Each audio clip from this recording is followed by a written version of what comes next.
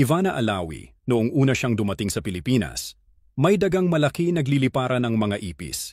Ibinahagi ng sikat na aktres at vlogger na si Ivana Alawi ang kanyang mga hindi malilimutang karanasan noong una siyang dumating sa Pilipinas mula sa Bahrain. Aminado si Ivana na sobrang laki ng kanyang naging adjustment nang lumipat siya sa Pilipinas noong bata pa siya.